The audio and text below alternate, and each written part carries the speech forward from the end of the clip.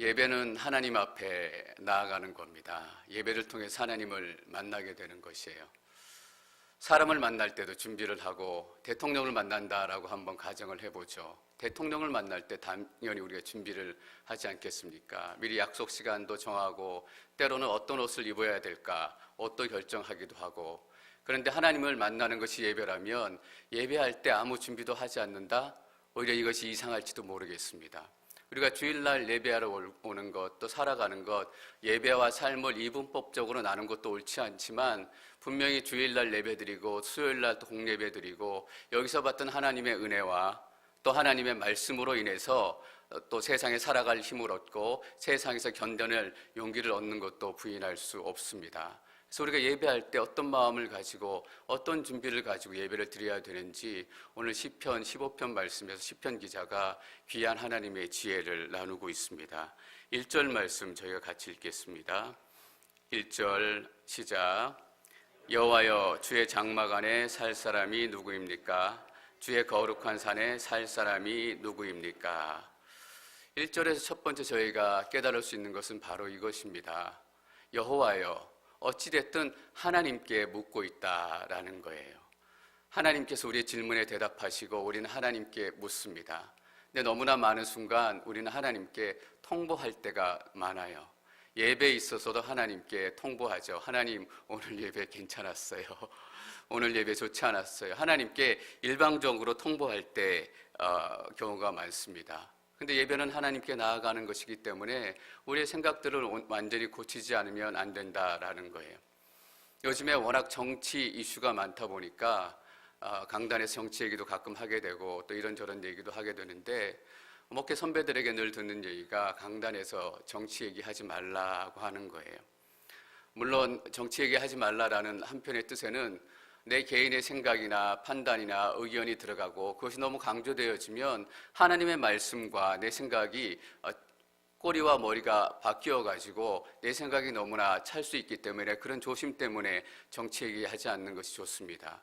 그런데 또 하나 강단에서 정치 얘기하지 말라는 중요한 이유가 뭐냐면 정치 얘기 많이 하면 반대편이 떠나간다라는 거예요. 교인들이 준다라는 거예요. 정치 얘기 안 하는 거 성경적으로 어떤 부분은 맞기도 하고 어떤 부분은 조심해야 되기도 하지만 정치 얘기 하지 않는 이유가 사람 중심이 됐다라는 거예요. 예배는 하나님께서 받으셔야 되는데 자꾸 사람 중심이 되어서 사람들이 정치 얘기 시작하면 여당은 남고 야당은 가고 때로는 반대로 야당은 남고 여당은 떠나가고, 이것이 두렵기 때문에 마땅히 선포되어야 할 하나님의 말씀이 선포되지 못한다면 그것이 사람 중심의 예배가 되어간다라는 거예요. 어떤 면에서 보면 지금 우리 시대의 예배는 좀 더 친근하고 좀 더 편안하고 좀 더 안락한 예배를 추구해요. 누가 편안하고 누가 안락해져야 돼요? 우리 사람들이 편안하고 안락해지면 좋은 예배가 되는 거예요.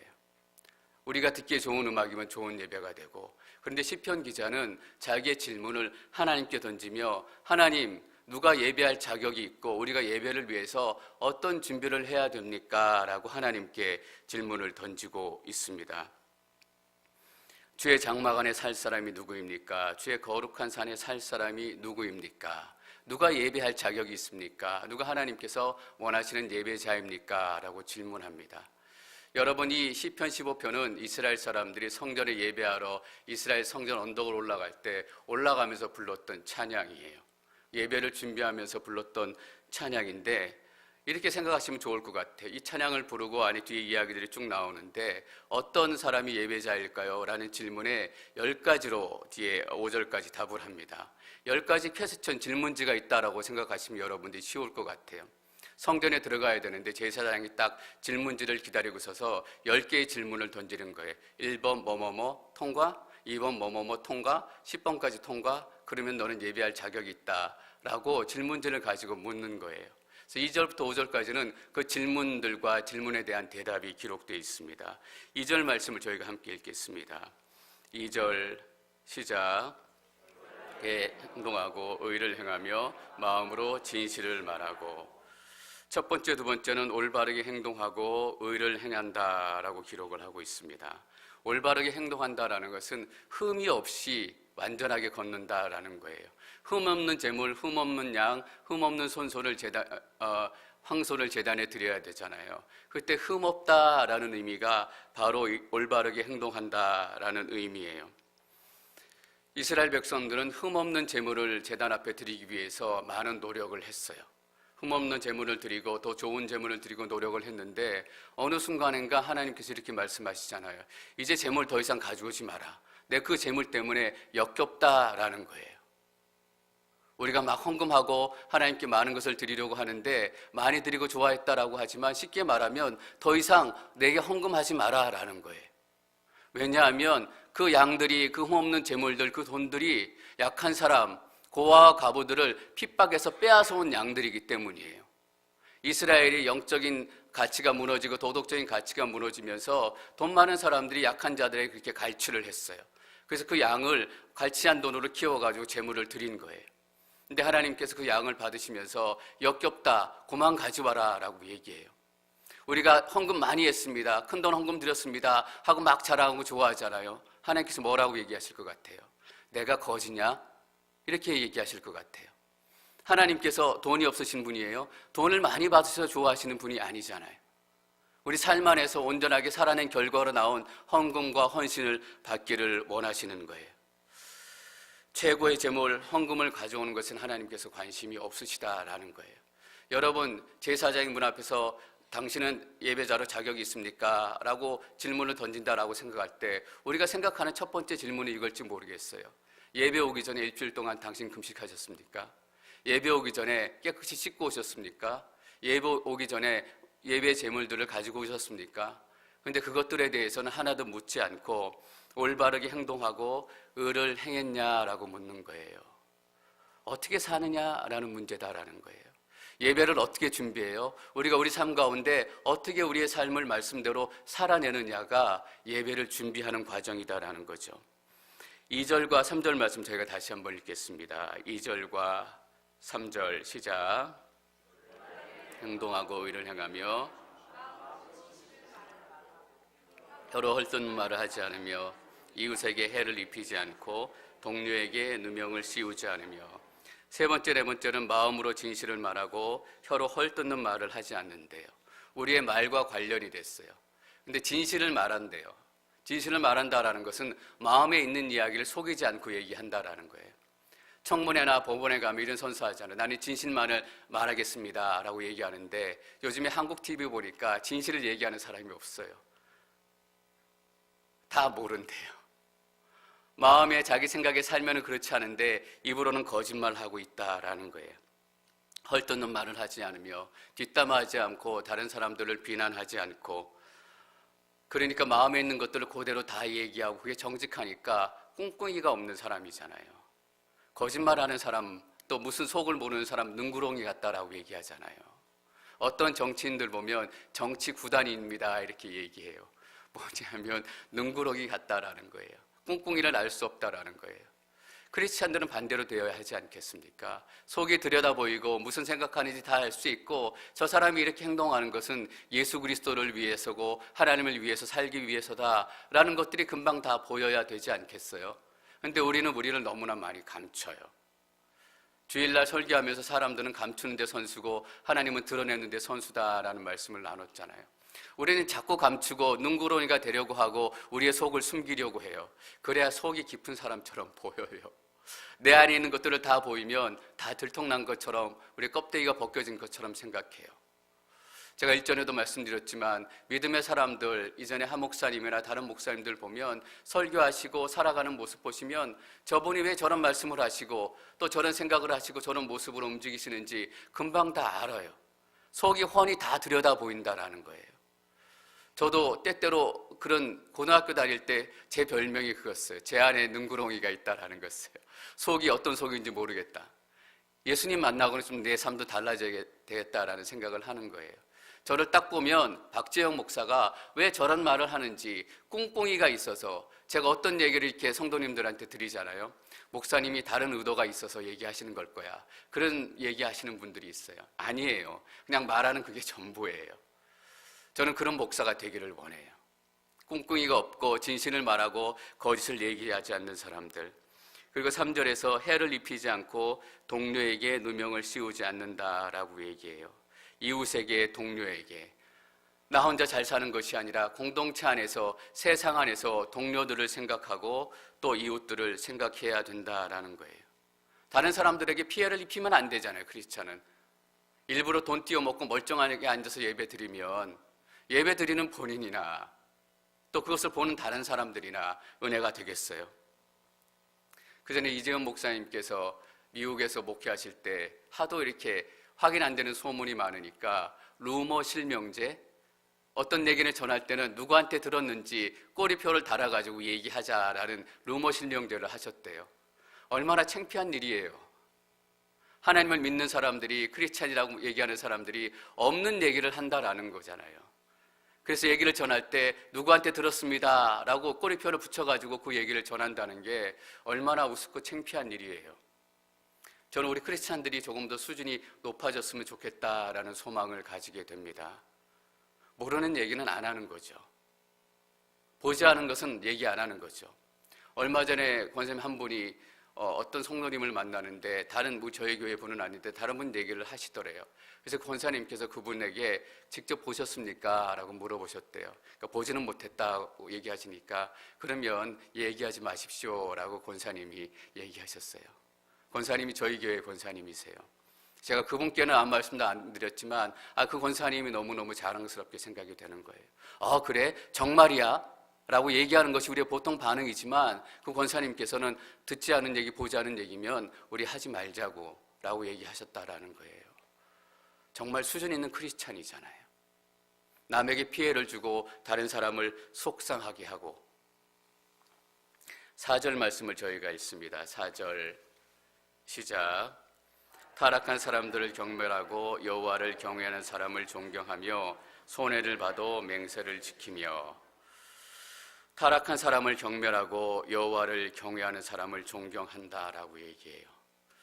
타락한 사람을 경멸하기 위해서는 여호와를 경외하는 사람이 돼요.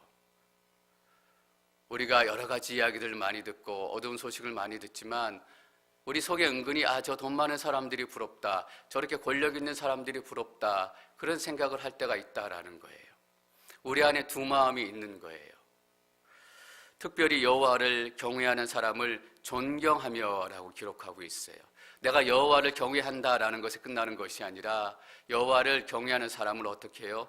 존경한다라고 기록하고 있어요. 어떤 의미일까요? 내가 본받고 싶은 모습이다라는 거예요. 나도 저렇게 살고 싶다, 부럽다라고 생각되는 사람이 여호와를 경외하는 사람이다라는 거예요. 여러분, 최근에 여러분의 삶을 한번 돌이켜보세요.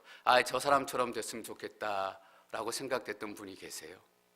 혹시 그분이 이름도 빛도 없이 살아가지만 약하고 또 가난하게 살기도 하지만 정말 하나님 안에서 하나님 말씀대로 살아가고 하나님을 경외하기 때문에 저분의 모습대로 내가 따르고 싶고 본받고 싶다라고 생각했던 분이 계신가요? 아니면 빌 게이츠가 저렇게 돈이 많으니까 부럽다, 저 사람은 본받고 싶다, 이런 생각을 하셨나요? 존경한다라는 얘기는 본받고 싶은 사람이다라는 얘기예요. 우리가 하나님을 경외하는지 구체적으로 어떻게 확인할 수 있어요? 내가 어떤 사람을 따르고 싶고 본받고 싶고 어떤 사람처럼 살고 싶냐라는 질문을 해보면 금방 알아요. 여러분, 박진영 목사처럼 살고 싶으세요?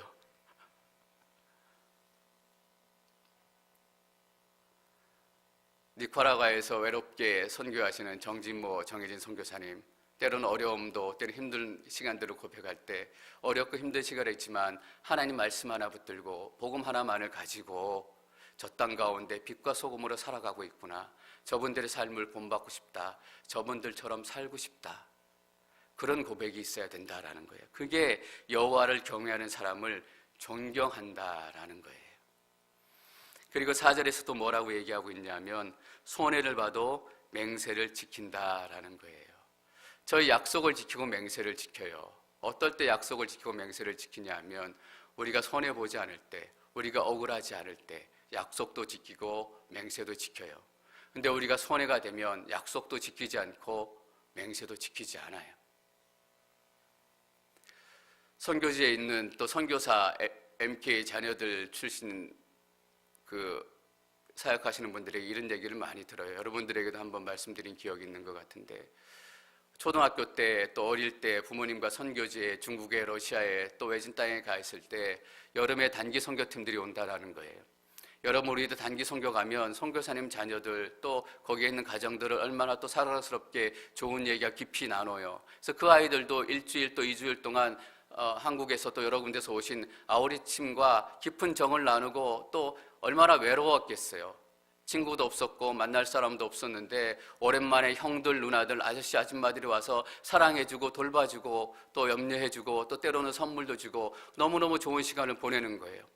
떠날 때 얼마나 마음이 아쉽겠어요. 제가 어릴 때 기억해보면 제가 대구에 있는 외갓집 가는 걸 좋아했는데 방학이 끝날 쯤 돼서 외갓집에서 떠나올 때 너무너무 마음이 아쉽고 너무너무 허전했던 그런 기억이 나요. 할머니하고 이모들하고 막 화터 치면서 놀기도 하고 떡도 먹고 재밌는 놀이 하다가 돌아올 때 너무너무 아쉬운 그런 기억이 나요. 근데 2주일 동안 사람도 없이 외롭게 지내다가 아우리치 팀이 와서 떠날 때 얼마나 외롭겠어요. 근데 대부분의 팀들이 떠나면서 이런 얘기를 한다는 거예요. 내년에 꼭 다시 올게. 내년에 꼭 다시 올게. 이렇게 얘기를 하고 떠나는데 다시 오는 팀들이 한 팀도 없었다라는 거예요. 그 시간들을 1년, 2년, 3년, 4년 겪으면서 아이들 마음 가운데 상처가 생기기 시작하고 벽이 생기기 시작한다라는 거예요. 약속을 지키지 않았기 때문에, 맹세를 지키지 않았기 때문에. 우리 나름대로 핑계가 있어요. 내가 바빴기 때문에 못 왔다. 내가 다른 일이 생겼기 때문에 못 왔다. 그런 거예요. 우리가 악의로 돈을 띄어먹고 약속을 지키지 않는 것뿐만 아니라 선의로 약속한 것들도 우리에게 상황이 생기면 지키지 않아요. 그런데 그 약속을 깬 것이 어때요? 상대편에게는 해를 입히고 아픔을 주고 상처를 준다라는 거예요. 그래서 지금까지 30이 넘었는데도 어릴 때 받았던 그 상처가 사라지지 않아가지고 다른 사람들에게 정주고 마음을 여는 게 두렵다라는 선교사 자녀를 만난 적도 있어요. 약속은 지켜야 되는 거잖아요.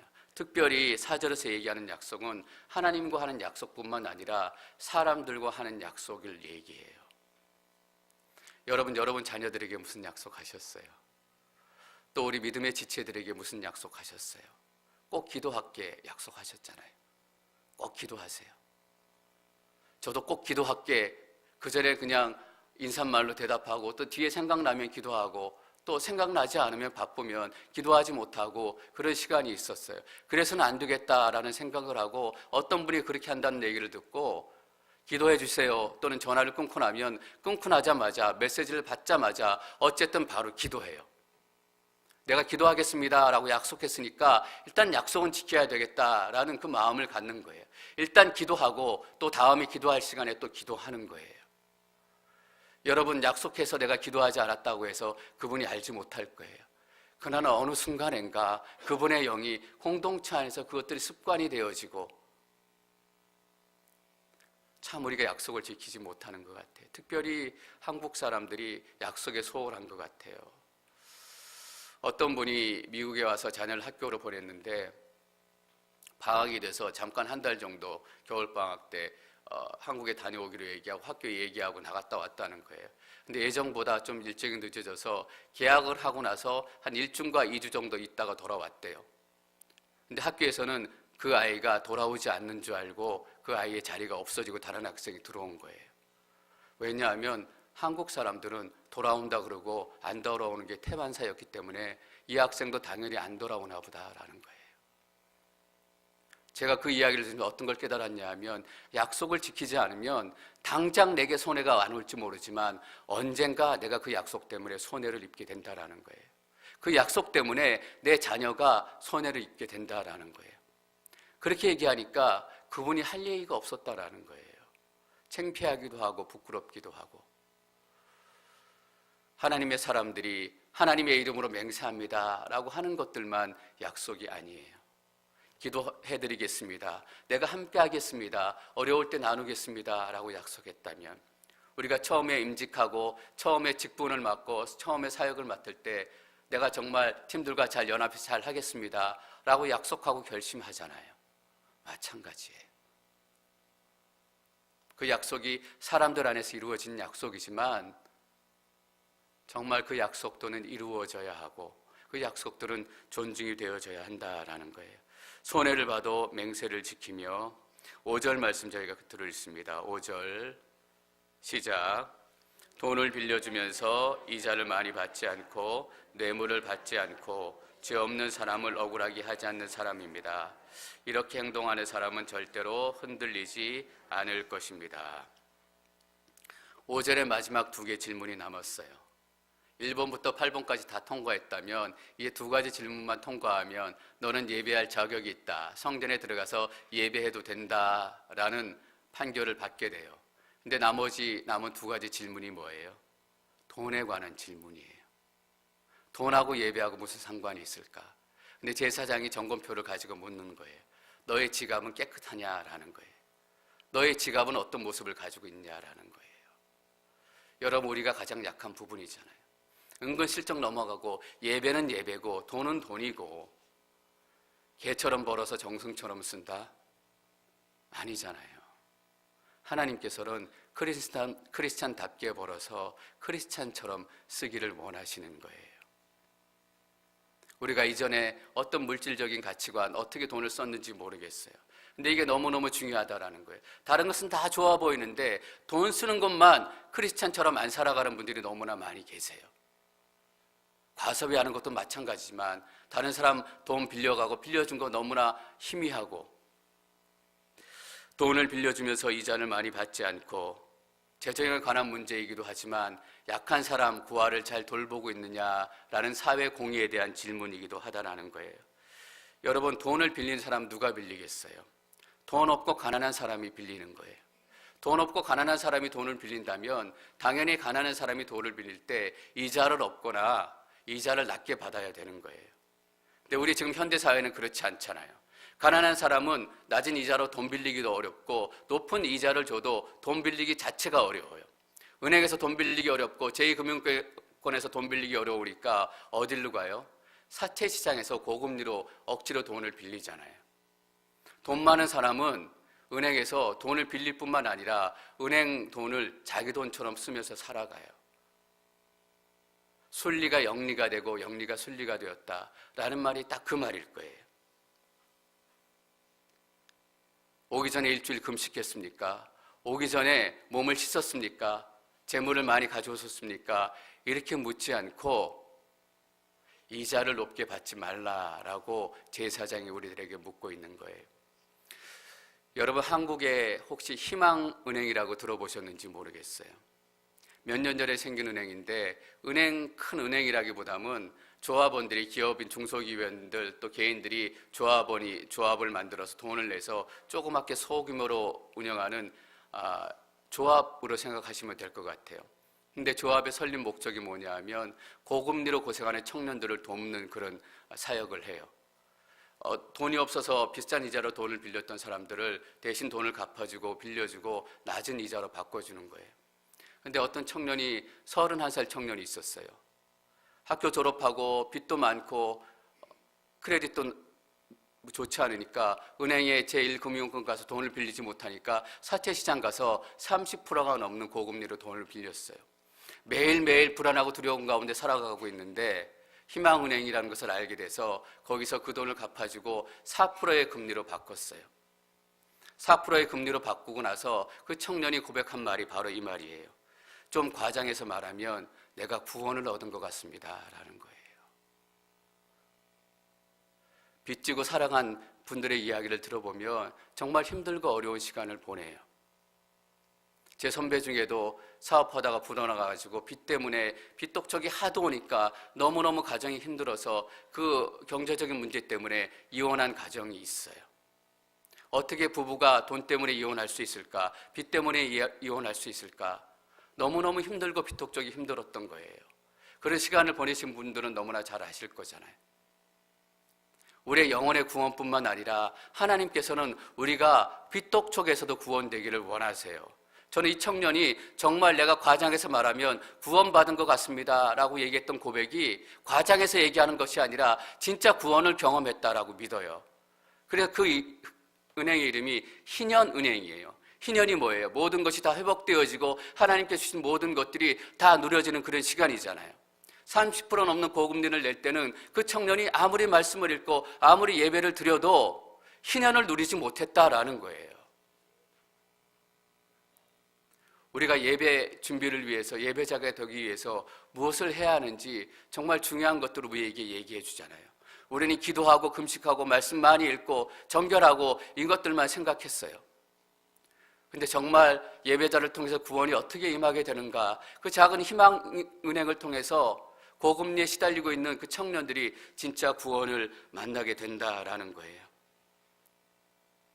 뇌물을 받지 않고 뇌물 때문에 판결이 굽어지는 이야기들을 얼마나 많이 들어요. 고아와 과부들은 변호사를 살 돈이 없기 때문에 죄가 없어도 돈 많은 사람들이 좋은 변호사를 사서 죄를 지고 감옥살이를 하게 되는 거잖아요. 돈을 빌려주면서 뇌물을 받지 않고 재정의 이야기, 우리 지갑의 이야기이기도 하지만 정말 너가 예배자로서 하나님의 말씀대로 약하고 억압당한 고아와 과부들을 돌보며 살아가고 있느냐라고 우리에게 질문하고 있는 거예요. 저희가 5절 말씀을 다시 한번 읽도록 하겠습니다. 5절 시작. 돈을 빌려주면서 이자를 많이 받지 않고 뇌물을 받지 않고 죄 없는 사람을 억울하게 하지 않는 사람입니다. 이렇게 행동하는 사람은 절대로 흔들리지 않을 것입니다. 이 10가지 질문을 다 통과하고 나서 너는 성전에 들어갈 자격이 있다. 예배할 자격이 있다. 그래서 하나님 앞에 예배하기 시작하면 그 인생은 흔들리지 않는 인생이 된다라는 거예요. 여러분, 하나님 앞에 온전히 예배하기 시작하면 그 인생은 흔들리지 않는 인생이 되기 시작합니다. 근데 여기 문제가 하나가 있잖아요. 10가지 질문을 다 통과할 수 있는 사람이 없다라는 거예요. 성전에 올라가면서 성전에 들어가는 문을 바라보면서 이스라엘 백성들이 이 시편을 노래하면서 올라갔어요. 여호와여, 주의 장막에 살 사람이 누구입니까? 주의 거룩한 산에 살 사람이 누구입니까? 이렇게 하나님을 구하면서 찬양하며 성전 문으로 가요. 그리고 이렇게 얘기해요. 올바르게 행동하고 마음이 뜨끔한 거예요.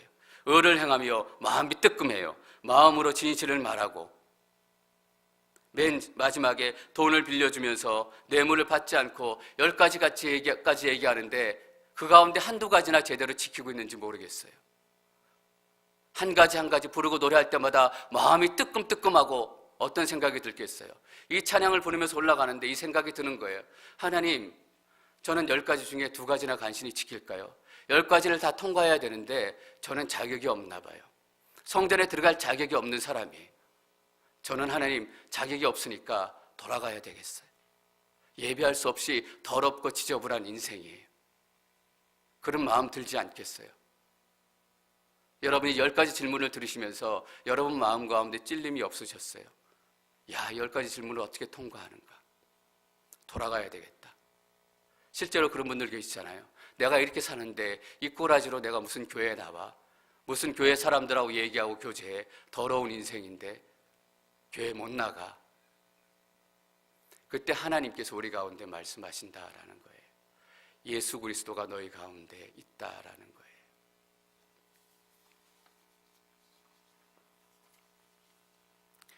이 노래를 부르면서 물론 예수님이다라는 생각은 구약시대 사람은 생각하지 못했을 거예요.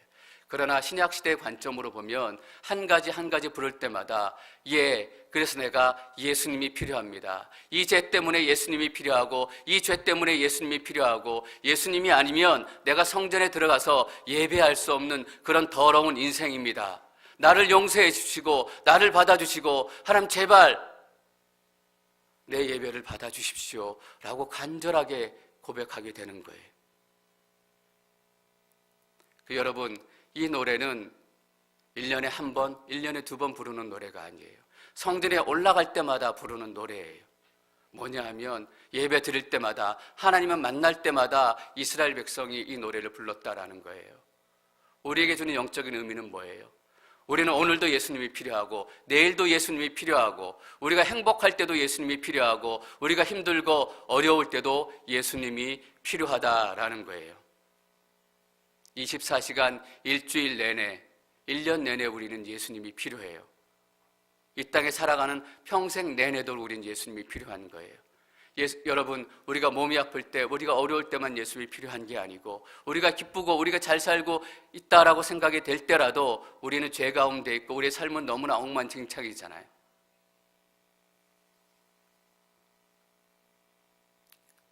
사랑하는 성도 여러분, 물론 예배는 형식이 아니에요.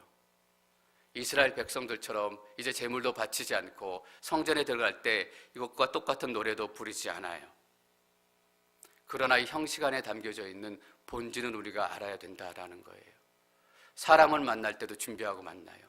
하나님을 만날 때, 우리가 하나님 앞에 예배하러 나올 때 과연 우리는 어떤 준비를 하고 있냐라는 거예요. 예수님께서 휘장을 찢으시고 예수님 때문에 우리가 하나님을 자유롭게 만날 수 있게 됐어요. 자유롭게 만난다라고 해서 우리가 아무렇게나 막 만날 수 있다라는 얘기는 아니에요. 여러분, 청와대에 근무하는 사람들이 자유롭게 청와대를 들락날락거릴 수 있어요. 그러나 막 들락날락거리고 마음대로 왔다 갔다 할 수 있는 것은 아니에요. 출입증도 내보이고 소지품 검사도 받고 신분증도 내보이고 그래야만 들어갈 수 있는 곳이 청와대예요. 검사를 받고 신분증을 보이고 그 출입증을 보일 때마다 어떤 생각이 들겠어요? 청와대가 이런 곳이구나라는 생각이 드는 거예요. 청와대는 이런 사람들만이 들어갈 수 있는 곳이구나라는 생각이 드는 거예요. 여러분, 형식은 없지만 우리가 이 마음으로 예배를 준비할 때 우리가 하나님을 만나는 것이 어떤 과정인지 깨닫게 된다라는 거예요. 우리가 자유롭게 하나님을 만날 수 있지만 막 하나님을 만날 수 있다라는 것은 아니에요. 끝으로 여러분들한테 한 가지 질문을 던지기를 원해요. 여러분들은 예배를 위해서 무엇을 준비하고 계세요? 이스라엘 백성들은 하다못해 옷이라도 갈아입었을 거예요. 하다못해 예배를 오면서 옷이라도 한번 다려 입는지, 아니면 10가지 질문이라도 내놓고 체크하고 있는지, 그냥 살던 그 모습 그대로 아무 생각 없이 예배에 다가와서 앉아 있는지, 우리가 얼마나 예배를 준비하고 또 얼마나 이 마음으로 하나님 앞에 나아가느냐에 따라서 우리 예배는 달라질 것이라고 저는 믿어요. 준비하는 만큼 은혜가 있다. 어떤 면에서는 맞는 얘기예요. 그만큼 예배를 사모하고 예배를 기대한다라는 모습이에요. 저는 10가지 질문을 놓고 고민했던 이스라엘 백성들처럼 여러분이 예배를 앞두고 준비하시는 그런 예배자가 되시기를 축원합니다. 저는 그 모습 가운데서 우리 앵커리지 온누리 교회 예배의 대갱신이 일어나리라고 믿습니다. 우리가 막 소리친다고 해서 예배 갱신이 일어나느냐? 그렇지 않다라는 거예요. 우리가 예배 오기 전에 하나님은 어떤 분이신가, 내가 어떤 상황 가운데 있는지 더 깊이 묵상하고 더 깊이 준비한다면 그 과정 가운데서 예배의 대갱신이 시작된다라는 것입니다. 시편 15편은 참 짧은 시편이에요. 그러나 그 가운데 이스라엘 백성들이 예배했던 그 마음, 예배를 준비했던 그 마음을 기억한다면 결코 쉽게 보내버릴 수 없는 그런 시편이에요. 얼마나 간절한 마음으로 예배를 사모하고 이 노래를 부를 때마다 하나님, 나는 자격이 없습니다. 하나님의 은혜가 필요합니다. 하나님의 용서가 필요합니다. 라고 고백했던 이스라엘 백성들의 고백을 기억하게 되는 것입니다. 여러분, 예배의 대갱신이 일어나기를 축원합니다. 예배를 사모하시고 그냥 오지 마세요. 마음을 씻으시고 또 삶을 씻으시고 내 삶 가운데 무엇이 있었는지 한번 돌아보는 그런 시간만 갖더라도 우리의 삶도 달라지고 우리의 예배도 달라질 것이라고 믿습니다.